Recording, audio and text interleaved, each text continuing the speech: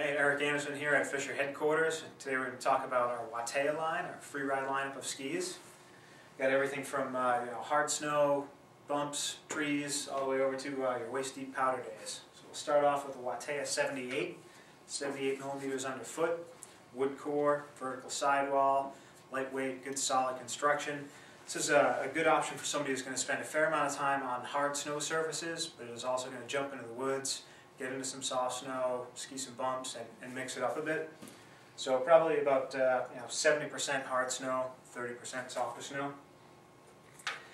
And moving up to the Watea 84. Here we've got an 84 millimeter waist.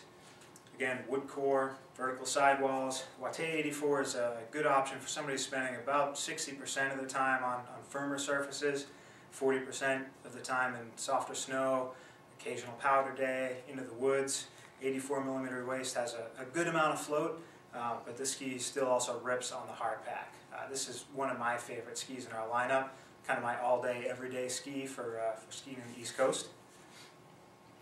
We move on to the Watea 94. Here we go at 94 millimeters underfoot, so significantly more float than you get from some of the other skis in the line. And now we move up into what we call our powder hull skis. You see that tip right there? It's shaped like a boat hull. What that does is it improves the flotation and the directional stability of the ski in softer snow. So it really helps the tip plane out of the snow. And then to further help that tip, we've got a modified swallowtail. And that swallowtail helps that tail sink deeper into the snow. So the powder hull gets the tip out of the snow, then the tail lets it sink a little deeper. So really great float on a ski that's 94 millimeters underfoot.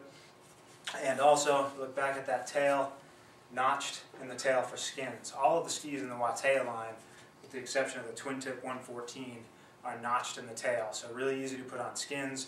These make some great backcountry or side country touring skis.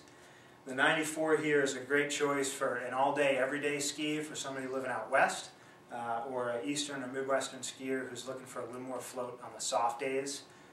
At 94 underfoot, it floats, but this thing still also rips on hard snow. Watea 94. Moving up to our next powder hull ski, Watea 101. This is our big mountain directional freeride ski. Here we're at 101 underfoot, so really a lot of float in this model. Again, got the powder hull and the swallowtail. If you take a look at that square tail shape, what that does is you've increased the effective edge length, but it's above the contact point. So when you've got this ski on hard snow, you end up with a longer edge surface and a more stable ski, but on soft snow and tight trees and chutes, that's above the contact area, so the tail of that ski is going to slide, it's going to release pretty easily. So it really makes for a good combination of hard snow edge grip, but soft snow steering and performance and playfulness. So that's a Watea 101. And again, all wood core, vertical sidewalls, and also a carbon fiber I-beams. I'll show you the I-beam in a minute. And then the big daddy in the lineup, the Watea 114.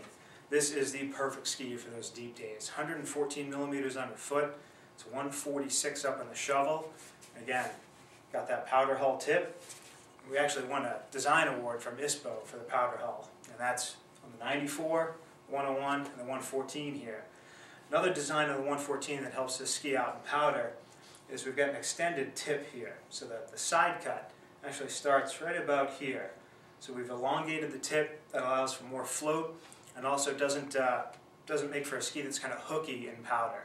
You know, a powder ski that's side cut starts right up at the contact point gets a little bit hooky. So by extending that flat spot there, it steers really well on the soft snow.